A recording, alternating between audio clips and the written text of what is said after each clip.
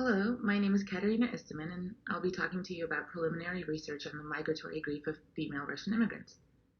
Immigration is a complex and stressful life event that entails numerous forms of significant loss and can elicit a profound grief response. Although there is some recent work on the etiology of depression as a result of migration, migratory grief has not yet been adequately addressed as a possible primary variable in the psychological distress exhibited by immigrants. Highlighting the experience of the female Russian immigrant will help explore the relationships between migratory grief, depression, and demands of immigration, which may help illuminate the universality of loss and grief associated with immigration. So we see that loss is one of the most central features of migration and takes shape in both physical and symbolic forms. Physical loss refers to the loss of a loved one or physical possessions, whereas symbolic loss is associated with the loss of status, social role, and identity.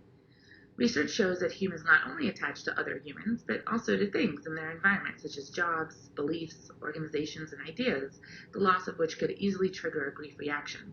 How these physical and symbolic losses evoke emotional distress, such as grief, depends on the person's experience with the lost object. Of course, we find that through the process of grieving, which is an essential part of living, the person is able to move to a different level of functioning, psychological or otherwise. Acute grief is a very natural response to loss, and symptoms shouldn't be pathologized since not all immigrants may experience depression or grief as a result of migration. Migratory grief, consequently, is a term that encapsulates the experience of loss and grief associated to demands of immigration. It's likely that the loss of social structures, cultural values, self-identity, and language heightens anxieties, morbid thoughts, and anger to a potentially dysfunctional level. And the lack of longitudinal study of migratory grief across immigrant populations highlights the importance of this work moving forward. Additionally, immigrants can experience disenfranchised grief, referring to when the individual is not able to express their feelings of grief because the loss they have experienced is not socially recognized or acceptable. Disenfranchisement of grief isolates, shames, and reinforces powerlessness through exerting one's own expertise, time frame, expectations, and the lack of empathy for the mourner's suffering or efforts to overcome it. We need this research in part to identify the differences between typical and atypical responses to loss.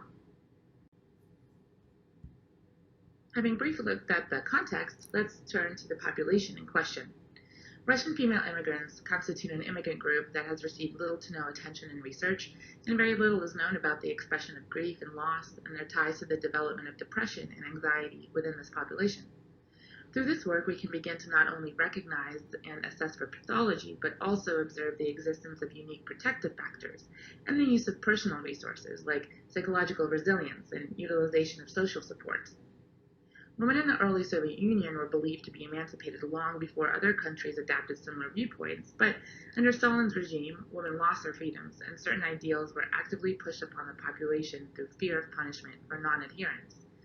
A notable point visible through this work is that there is no such thing as a single collective, quote, Soviet woman, and thus questions of identity, especially associated with country of origin, become important. Due to the vastness of the population and differences of experience among communities, an ongoing challenge for research is identifying both demographic criteria and assessing for immigration demands and the role they play in psychological distress for each unique population. Finally, there is currently no standardized assessment to measure the effects of immigration.